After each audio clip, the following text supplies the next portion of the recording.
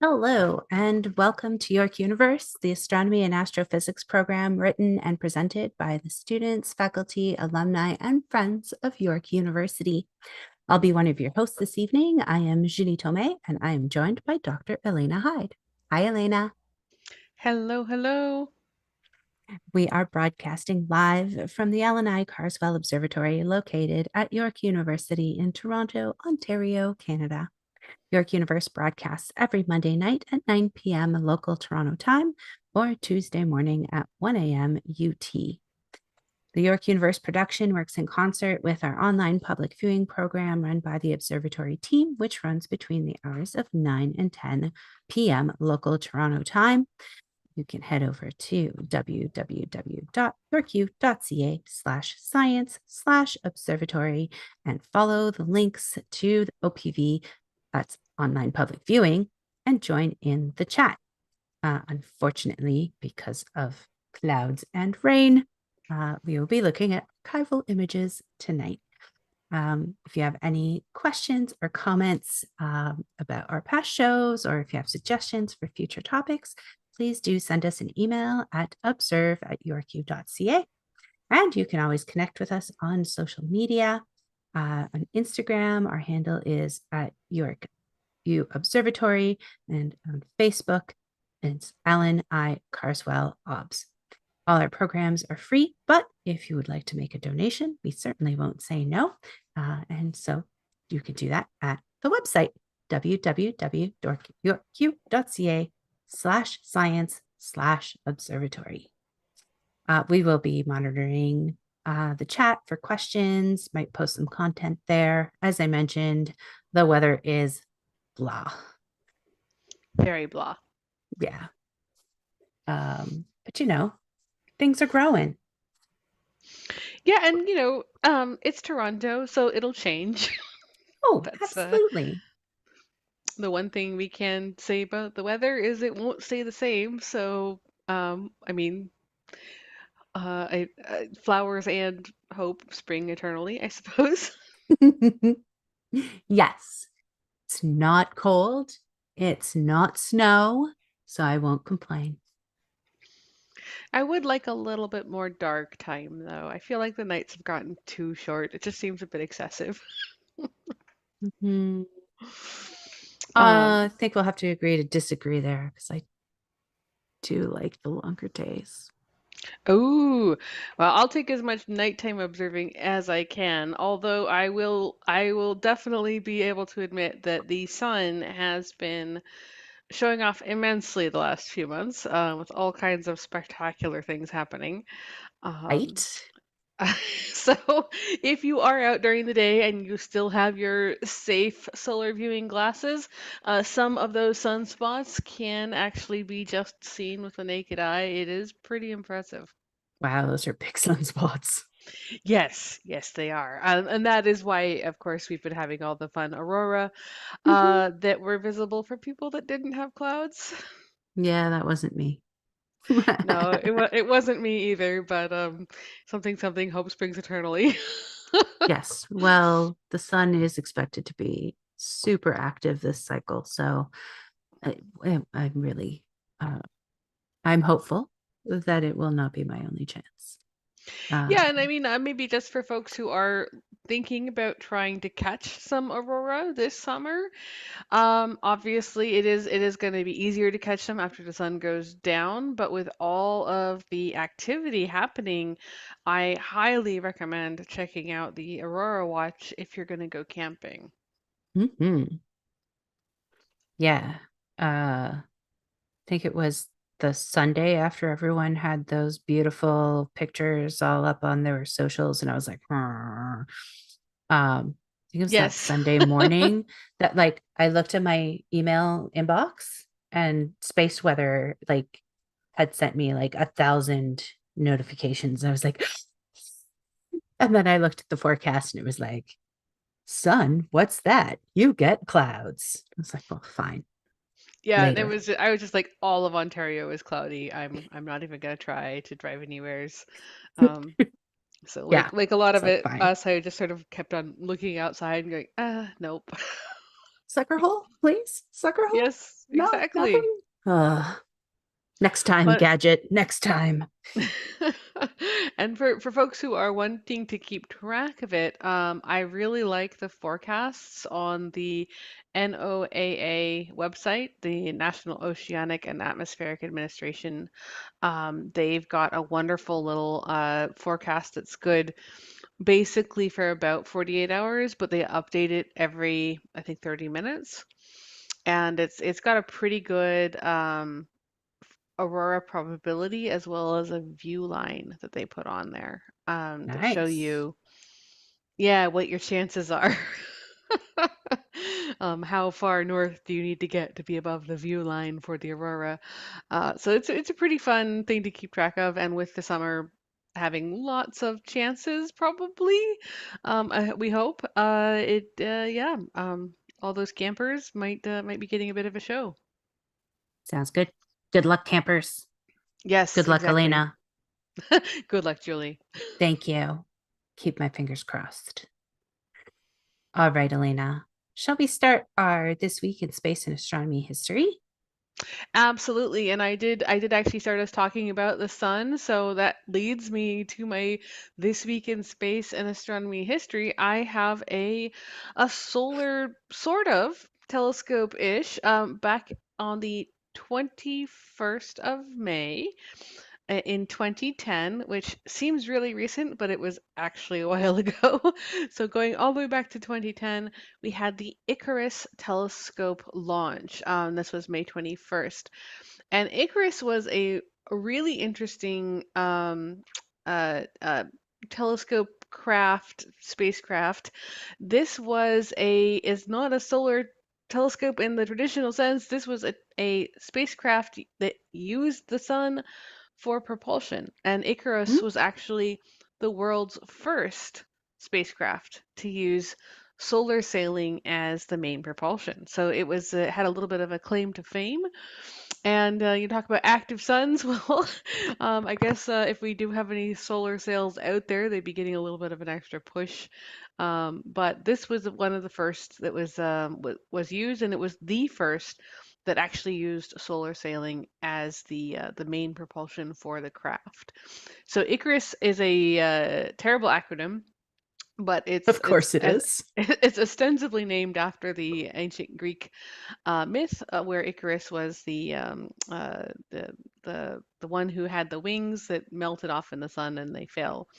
But the craft name is actually IKAROS, and it's somehow an acronym for Interplanetary Kite Craft Accelerated by Radiation of the Sun. Um, It's a bit of a so stretch. I've seen worse, yeah, though. I've seen worse as well. We'll give it to them. But this was a wonderful experimental spacecraft put together by JAXA, the Japan Aerospace Exploration Agency, and it was a great proof of concept. It was launched, as I say, in the sort of 2021 made back in 2010, and it was launched on a one of the H-2A rockets was a expendable launch system. This is one of the smaller ones, was operated by Mitsubishi, actually for JAXA, and they're little liquid fuel rockets that launch satellites and things up into orbit. So they had this one and I think four other smaller spacecraft. And this Icarus is the first spacecraft to successfully demonstrate and use the solar sail technology. So this craft was launched in May, and by December, it actually had gone past Venus. And at that point, it had actually completed its planned mission. So just it only took a few months. They said, okay, we're just going to try to go. Out to Venus and see how far we get. So they got out to Venus, and it's 80,000 around 80,000 or 80,800 kilometers or 50,000 some odd miles is how far they got. And they said, okay, well, that's our success. We've made it work. It's completed its planned mission, now entering the extended mission. So this is always the fun part of any space endeavor because you get to see how long can they make it last for. And Hmm. of course, they did keep it going for quite a while after that. The mission progress they said that, of course, they'd finished all their planned experiments in December of 2010, but they continued to try to see if they could control the solar sail and actually keep using it, keep getting responses from it. And they actually got recognized by the Guinness World Records as the world's first solar sail spacecraft between planets. It had two cameras, DCAM 1 and DCAM 2, and due to the extremely lightweight design of the spacecraft, because of course it's meant to be propelled by solar sail, it has to be very small and very lightweight. So the launch mass was only 310 kilograms for the whole launch, and the solar sail, once it's deployed, furls out to about 14 meters by 14 meters or 46 feet by 46 feet. So it's a large sail with a small, small machine in the middle, basically. Um, Anyways, it got out there and the cameras were active, and they kept on trying to get responses from their transmissions. How many transmissions could they get? How far could they grow? They did have a little bit of altitude control issues, but they kept going all the way through to 2012, so several years later, and the Icarus spacecraft actually had a little bit of a spinning problem, which I thought was kind of fun because if you actually read the Greek myth of Icarus, when he sort of gets melted by his wings get melted by the sun, he spins and falls. This spacecraft did spin, but it actually kept going for quite a while. So in 2012, they had less attitude control than they really needed to steer it very well, but they were still getting responses. However, they had unexpected motions of the sail. So the sail wasn't, it was sort of an ornery spacecraft being buffeted, if you will, by the winds of the sun. And they had unexpected motions. They had intermittent signals, and it was kind of it became a very much a frontier endeavor. But it kept going and kept going. So 2010, 2011, 2012, 2013, they actually reactivated the project in the expectation that the satellite would wake up from hibernation mode because they'd sent it uh, into hibernation, and in 2013, on 12th of September, they were actually able to get additional telemetry from the Icarus spacecraft. So all the way through September 2013, they were getting telemetry, and by August of 2013, they'd actually measured the craft's speed and acceleration due to that sail. So they basically had intermittent gathering of data for speed, trajectory, and rotation of the satellite. And even by 2014, they got again telemetry transmissions, and basically they're sort of running out of power by that point. So it spent 7 months more in hibernation mode, and then it came back on in 2015, waking up for the fourth time from hibernation mode at a distance of 120 million kilometers from Earth. And finally, on the 21st of May, so again, this week in space astronomy history. So May was a significant month for this craft. On the 21st of May 2015, they actually said that they could not receive a signal from Icarus anymore, and that they shifted into hibernation mode for basically the last time as far as they know. So based on the last data received during May of 2015, the position of Icarus at the time was 110 million kilometers away from Earth and about 130 million kilometers away from the sun. And because this was, one of the firsts, Icarus, of course, tested out all kinds of interesting technology, and using the solar sail at some distance from Earth, they were able to show that it is possible to have acceleration just from photons during an interplanetary flight. And this was, of course, the first time that it ever happened. And, they were able to demonstrate the effect that individual photons have when hitting that solar sail. Of course, you think of a photon, it doesn't have mass, so this might be seen like a little bit of a strange thing.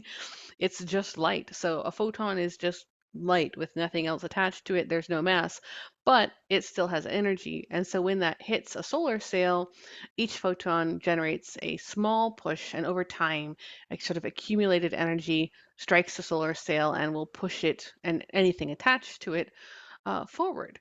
So this is a pretty bold activity, and I would say one of the bigger successes that they had. And of course, it led to all kinds of interest in solar sails.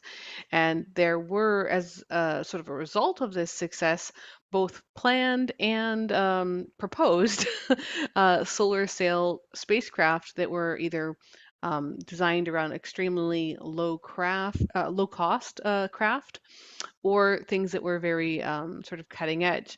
So there have been, of course, proposals. So light sail 2, cube sail.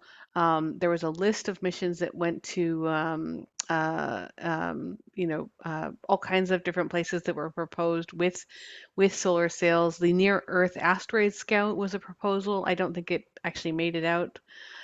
They did have an NEA Scout launched on Artemis 1, I believe. I'm not sure what happened to it. I didn't quite have time to look that up, but if you're curious, it would be a Near Earth Asteroid Scout, should have a solar sail attached to it.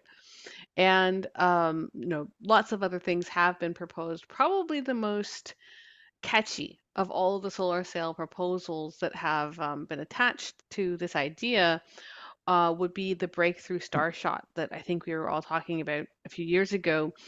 This idea that you could send very small solar sail craft that were very, very tiny, accelerate them to the point where they would be able to reach another solar system, in particular the nearest solar system. So Proxima Centauri is the closest star to Earth after the Sun, and at 4.24 light years away in the Alpha Centauri system, it would be pretty hard for us to get there under any kind of propulsion with a large craft.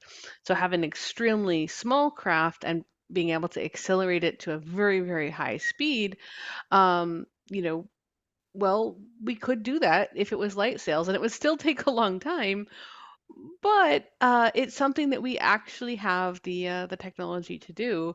And breakthrough starshot, I haven't heard a lot about recently, but the idea is really cool. And this technology, of course, really kicked it off with Icarus all the way back in 2010. So um, hope it's still out there somewhere. And when you next time you think about activity from the sun, you can also think about it as a mode of propulsion. That's really cool. I have a question. You can If it's ask me your question. if it's being pushed by the sun, then how's it getting closer to the sun? Oh, so what its launch trajectory was? Hmm. So the sun was being used as purely a acceleration, and I'm not sure exactly what the trajectory they used for it was. I would have to look that up. But I mean, if you can imagine Earth and Venus going around the sun, if you were Yeah. going at an angle, you could go that direction. Okay, so it's like given its initial nudge from launch, and then the sail is just like being used to continue, like Yeah, directing to it. accelerate. So Okay. after it's launched, the sail is used for acceleration, and the problems that they had with it rotating and maintaining attitude, so that's where they ran into That, trouble, right? yeah, Because I it can see started why that would cause spinning. problems. Yeah, exactly. And so in order for them to confirm that it was being accelerated by its solar sail, they had to have successful attitude control to keep that sail in the right position so that it Yeah. would be accelerated by the sun. And they were able to do that for a while, up through the pass by Venus and the December of 2010, so the Yeah. few months it took it to get there. But then they started having problems with the attitude and the rotation, and they weren't really able to control which direction it went, which is what you would expect with something that was being pushed by, waves of light out coming out from the sun. Well, that is super cool. Yeah, I thought so too. And it's like, hey, we've got this active sun right now. Our sun is awesome. It can do all kinds of stuff. Yeah. Yes. And of course it was named Icarus. Come on.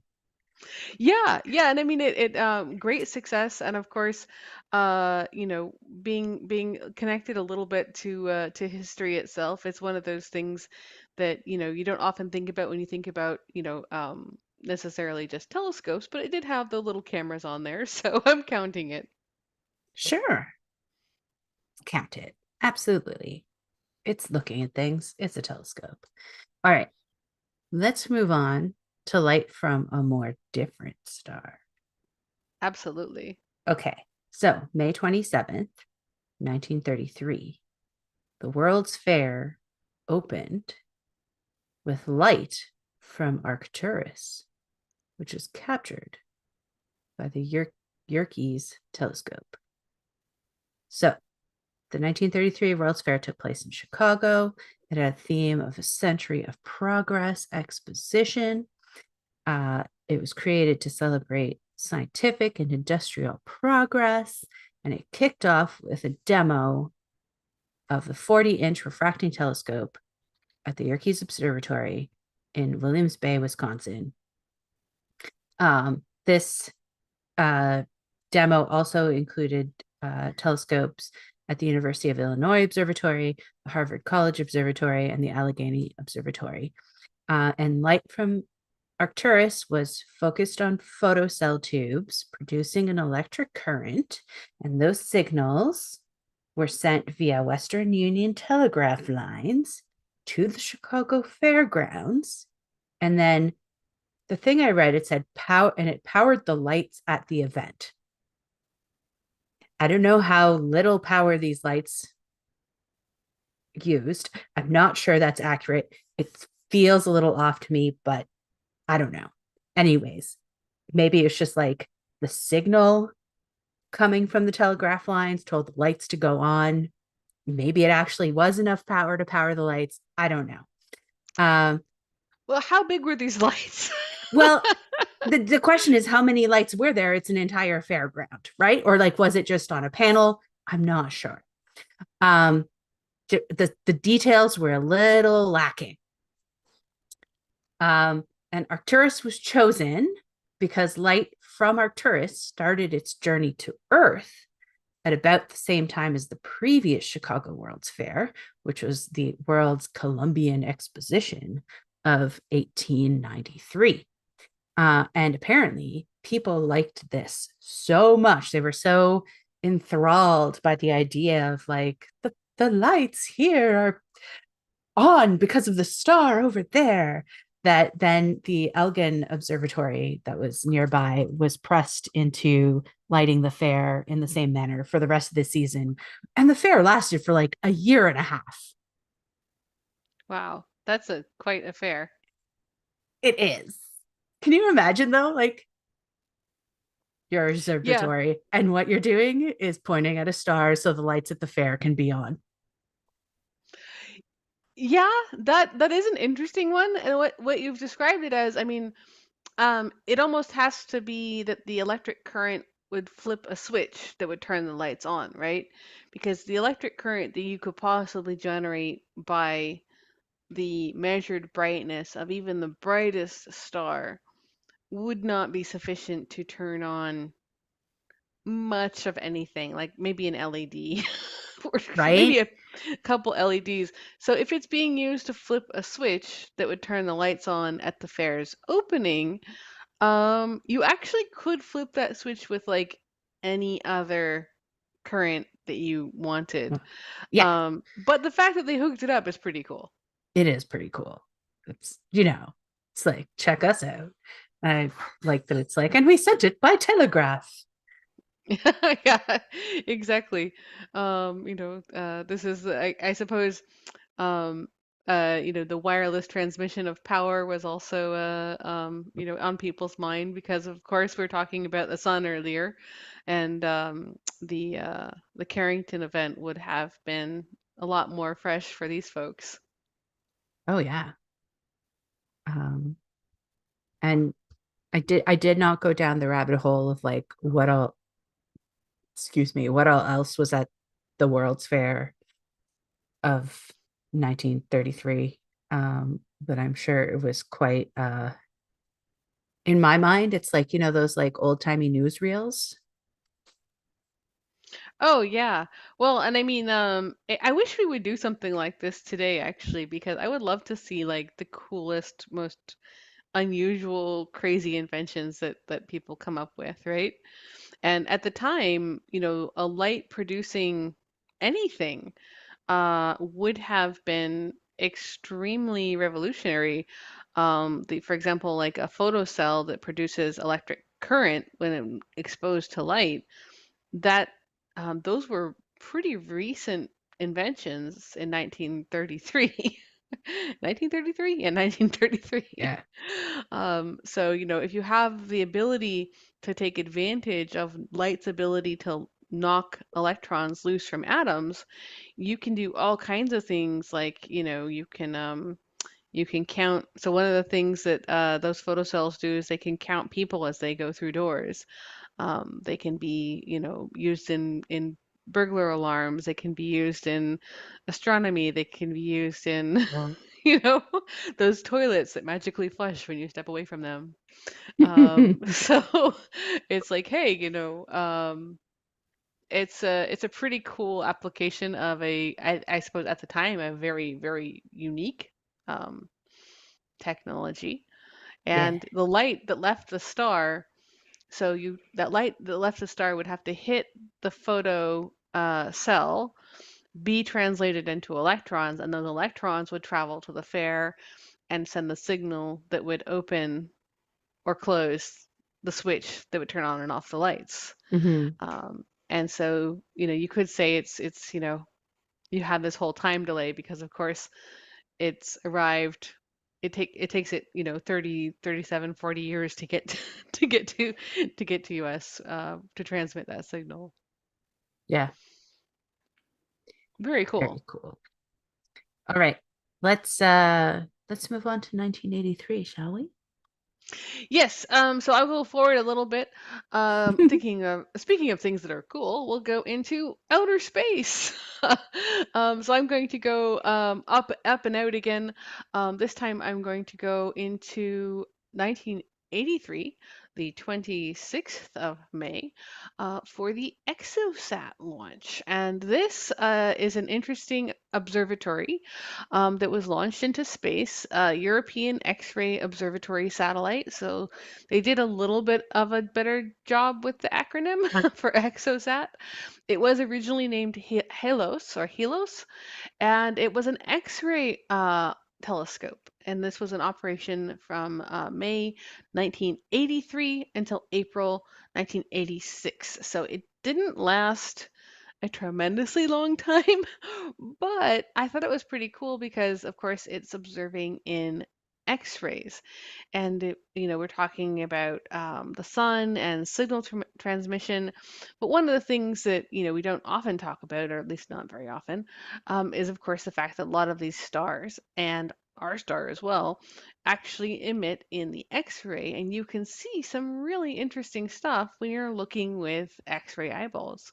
So the European Space Agency, or ESA, they wanted this satellite basically to allow them to look at X-ray sources beyond the solar system, so off in the distant galaxy, I suppose. And basically, it made about 1,700 or so observations, and it looked at all kinds of different classes of astronomical objects. When it was launched in 1983, it was actually launched by one of the Thor Delta rockets. This is a little bit different than the smaller rocket launch I was talking about before. Probably haven't heard too many of those actually, but this was the Delta 3000 series. These were American expendable launch systems, and they're a little bit bigger than some of the ones that were used. We talked about for JAXA. They can have a larger payload, and the Delta family of rockets is a pretty fun little side trip if anyone wants to go searching for them. Anyways, for Exosat, this European Space Agency, they basically had two separate missions. They wanted this X-ray observatory satellite as a combination X and gamma ray observatory, and they basically kind of dropped the X and gamma ray observatory.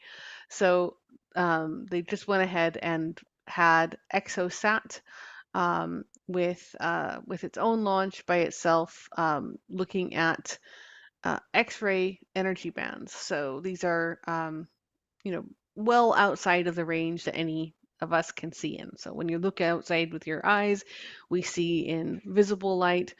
This would have been off in the X-ray energy bands, a little bit off to the what's called the EUV. So the EXOSAT, European X-ray Observatory satellite. So that's where that comes from.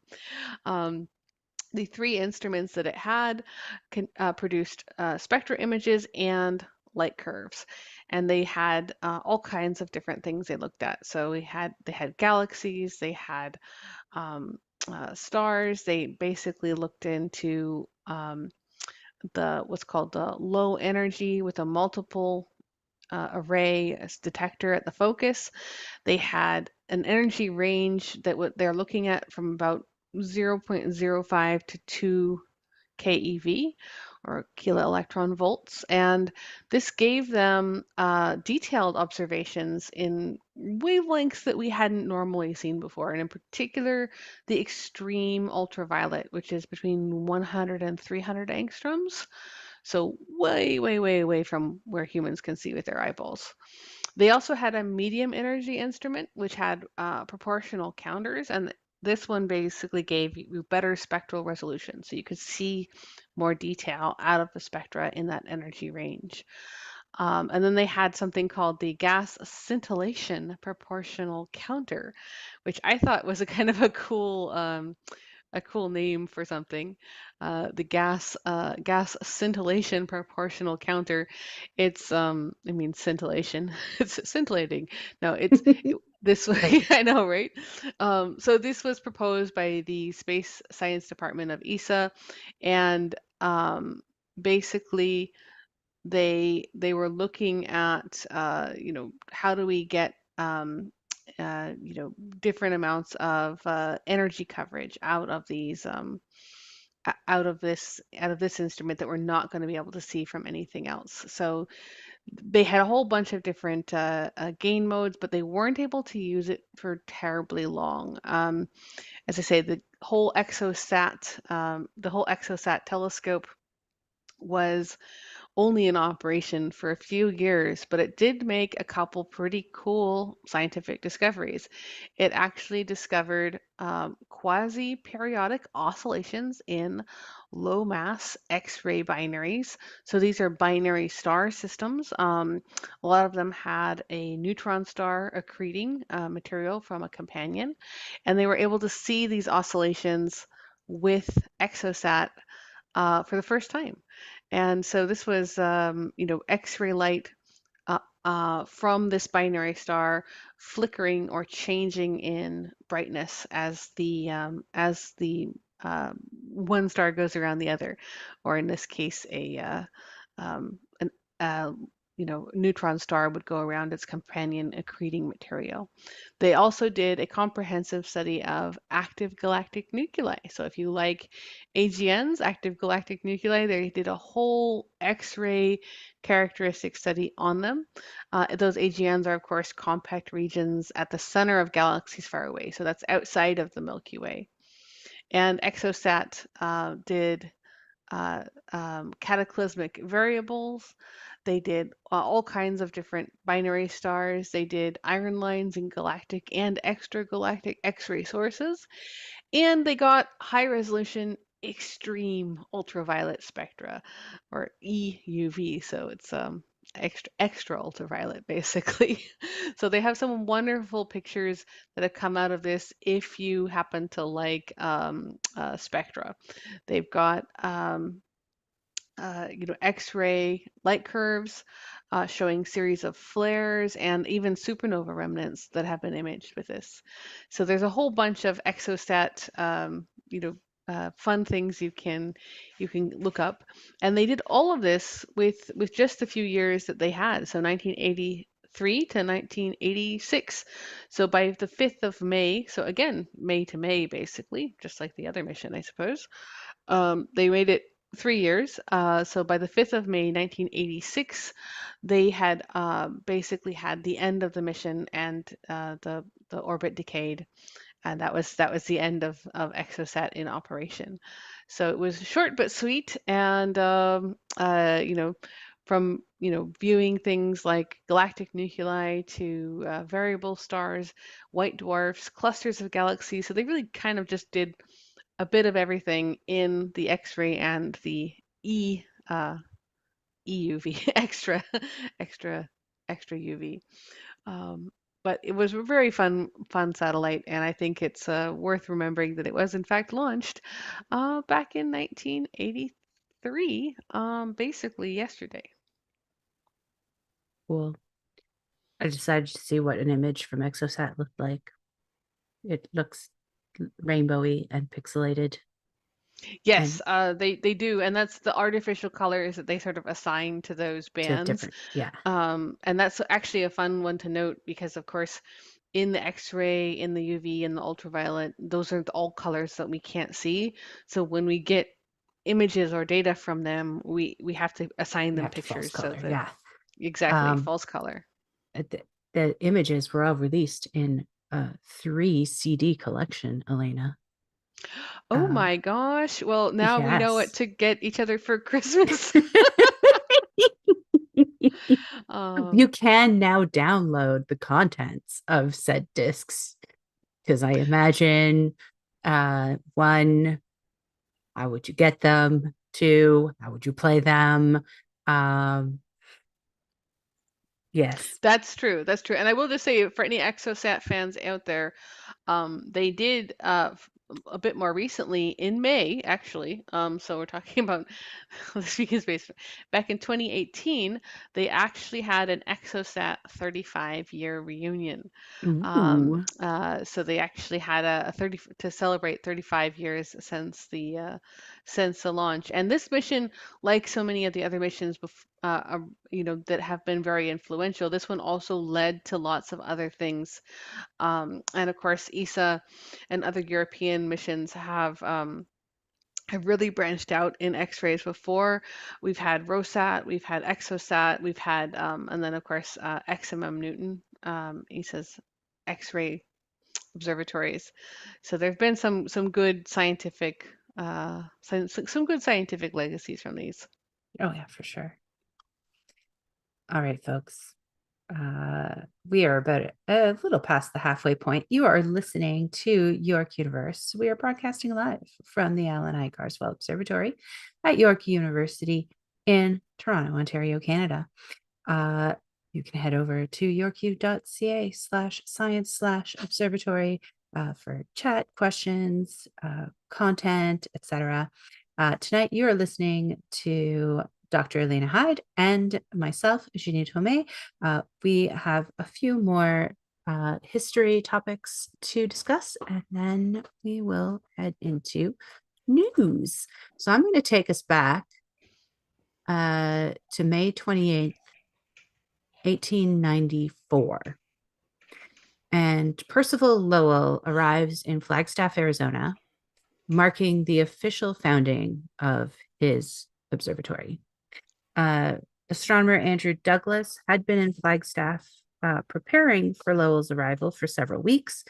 These preparations included setting up a borrowed dome to house 2 borrowed telescopes, which included an 18-inch telescope borrowed from John Brashear and an 12-inch borrowed from the Harvard College Observatory.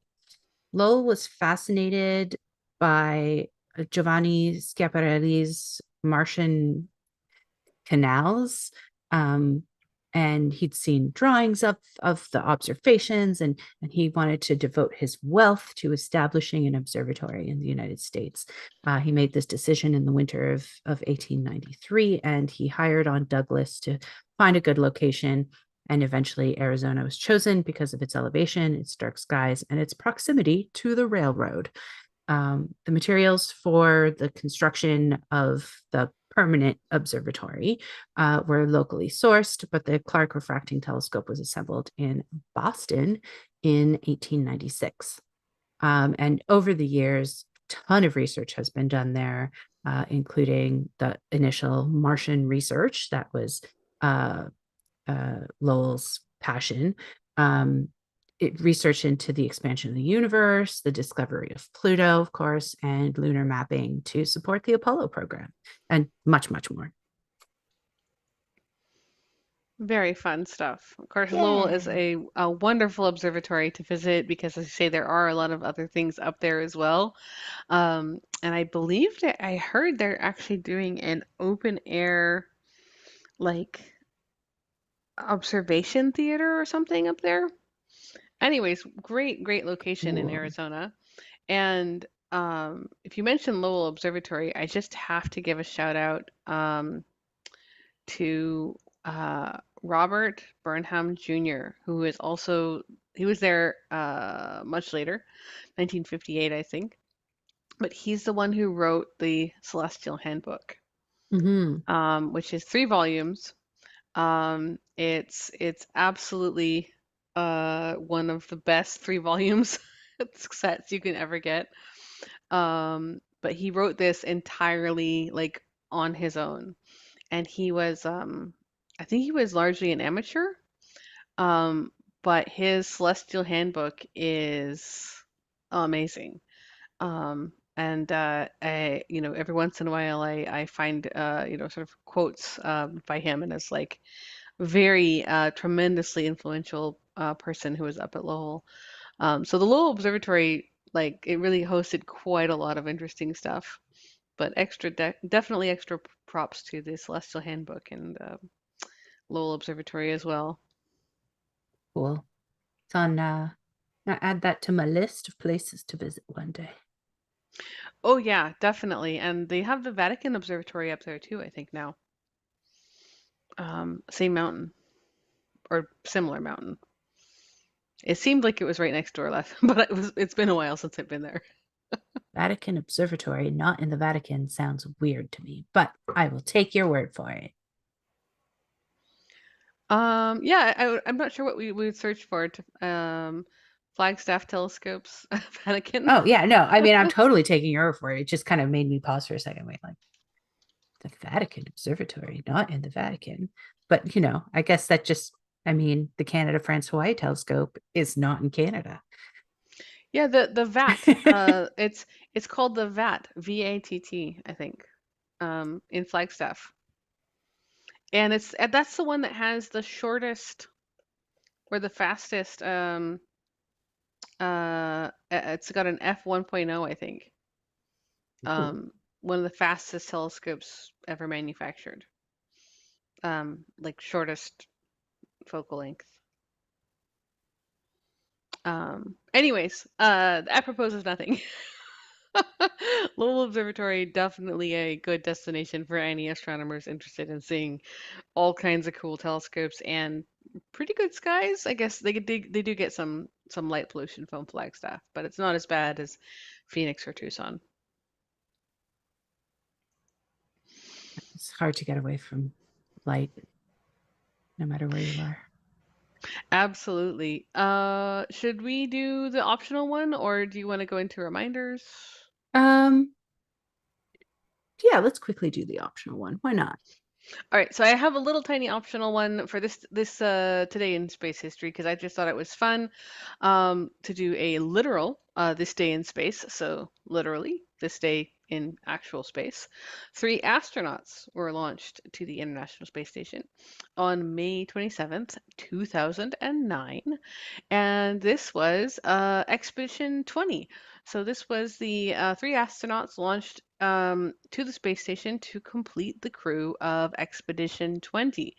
Expedition 20 was the first six-person crew to live and work at the International Space Station for a long duration stay.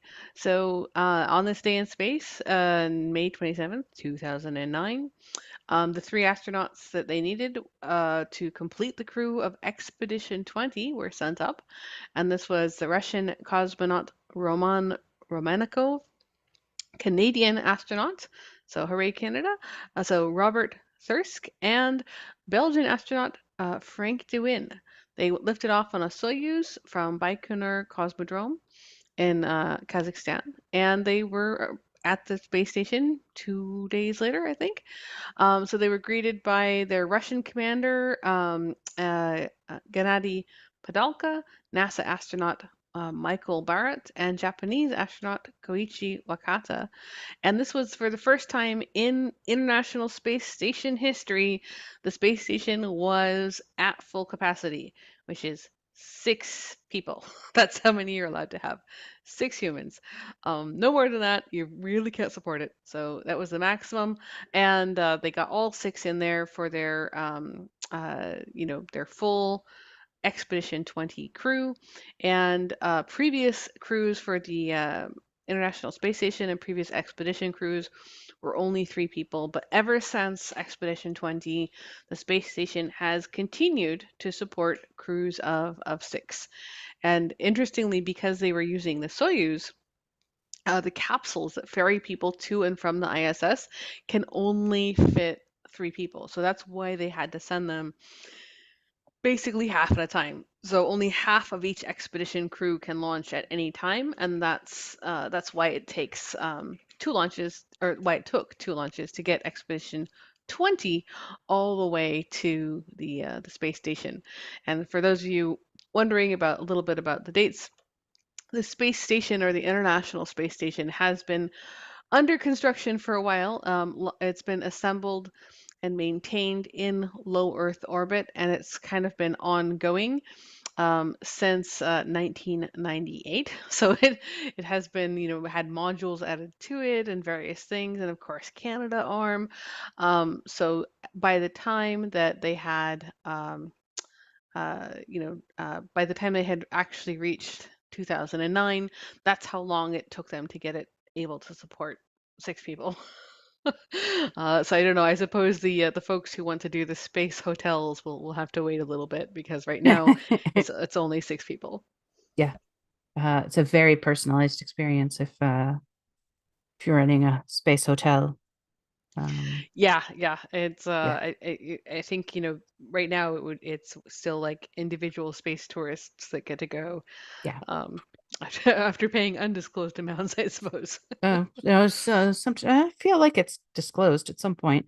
Um, I think it makes sense too to have like a half a crew, like the the what you call like shifting, like have the crew be there and then like overlapping so that you don't have like a completely new crew when they switch over because then you have like that continuity of like Yeah, something is going on. It's like, oh yeah, yeah, we dealt with that. Like, by the way, this is happening. you've I'm always got up babbling. to, up to date people. Yeah. Yeah, it seems logical, better for transition. Yeah, exactly. And who are also used to the environment because when you first get up to the International Space Station, Takes there's a been while all for the kinds of, body to adjust. yeah, your skeleton spreads out. I've heard it's kind of ouchy.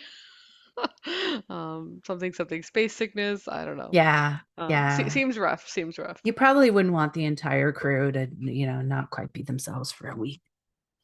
Exactly. Exactly. All right, let's get in. Oh, reminders. Oh, Oh, reminders are very easy. We have a tour this week that is at the Arboretum parking garage. So if you are going to come onto the tour on Wednesday night with the Allan Carswell Observatory, it is just on top of the Arboretum parking garage. It is not inside the Petrie building. So please remember to check the weather before you come because if it's cloudy, we will not be able to bring the telescopes out. Yeah, there's not much to see up there if the telescopes aren't out. Exactly. So, Voici the parking lot. Ooh, yeah, we won't be there if we can't yeah. open the telescope. So, All right. don't come if it's cloudy. Okay, Fingers so shall crossed we for do clear weather. the? Yes, exactly. Always, always. Okay, I want to hear about this daytime telescope design. Okay, so fun little thing I found. I found this actually in Space News. So this is a brand new news item, actually from my alma mater. So this is a telescope I actually saw in development, and I actually got to see some of the pieces of it. The news is that they have a telescope that can observe stars, satellites, and more during the day. It's called the What? Huntsman telescope. It's actually a pretty cool idea.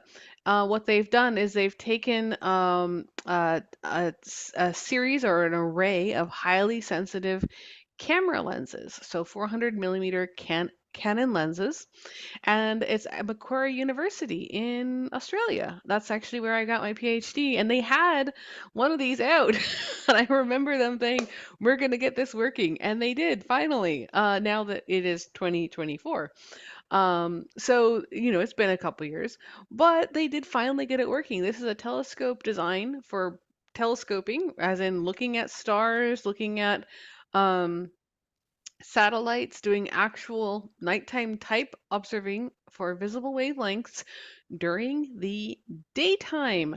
So this means you can have uninterrupted observing of the cosmos if your skies are clear. And this telescope is called the Huntsman, which is actually named after this really giant spider. I was So going to if you don't, ask. yeah, um, it's actually pretty terrifying. So if you don't want to be scared when you go to search, make sure to search for Huntsman telescope and not just Huntsman. It is a terrifying spider. It's actually one of the least deadly, so there's that. But it's also gigantic and terrifying. So the Huntsman telescope, not spider, is designed for ultra-sensitive night sky observations, and basically it's already been in use for a while. The telescope has been able to measure stars and all kinds of other targets in daylight. Um, and the testing site for it is the Siding Springs Observatory, which had a couple recent fire dangers, but it's still there. Siding Springs Observatory is about 10-hour drive from Macquarie, where it was developed. So it's a quite a trek, but they did it and they've got it out there and they've tested it. It's got a small little dome out there at the Siding Springs, and they actually have a wonderful drive-by model of the solar system that you can take. So if you are going to Australia and you want to drive all the way out to Coonabarabran, um, definitely take the solar system route. It's pretty fun. But the Huntsman telescope has these 400 millimeter camera lenses that work in parallel, and they have super, super short exposures. So this is how they're able to handle daylight. They then process the exposures, um, which are attached to the camera. And basically, what they do is they have broadband filters that block most of the daylight while still allowing specific wavelengths through from the celestial objects they're interested in, which is really cool. So, extremely broadband filters. Extremely big lens, 400 millimeter Canon lenses, and it works. And they've actually done exposures. They're using it now, so we can all look forward to more from the Huntsman in Australia. I'm pretty excited about it. This thing is so cool. It Um, is. It is really cool. Now I made the mistake of so I followed the Did you look link for a that you spider? put. Well, I did because, and here's why. I looked at because you said it's like these Canon lenses and the way that they're arrayed. And then I looked at the Huntsman name and I was like, I know that's a spider. And then the way that they're all together, it looks kind of, but not quite, but kind of. It was, it brought to mind like the eye, Yep. how the eyes are in the spider. And I'm like, I couldn't remember exactly how the eyes were in the spider. And that's why I looked up the spider and I'd forgotten just how flippin' huge those things are. And so now I've got the heebie jeebies. Um, But this telescope is freaking amazing. It is. It really is. And the funny thing is, these small domes, they actually don't get infested with huntsmen. They get infested with redbacks, which are way more dangerous. But Yeah. This is why part of me wants to go to Australia because it seems like the coolest place. And the other part of me is like everything in Australia wants me to die. just the spiders and snakes and crocodiles. Just Um, that. everything else is fine. The kangaroos will probably leave you alone. Oh yeah, I'm not Anyways, going anywhere near those things. Those things box. yeah. Anyways. Um, which reminds me of the rover. That was the other recent Australian, the lunar rover from or Lunaroo, the moon rover. They actually did manage to land on the moon last year, this year. Mhm. Anyways, Australia is doing great. Yes, it is. All right. We've got just a few minutes left.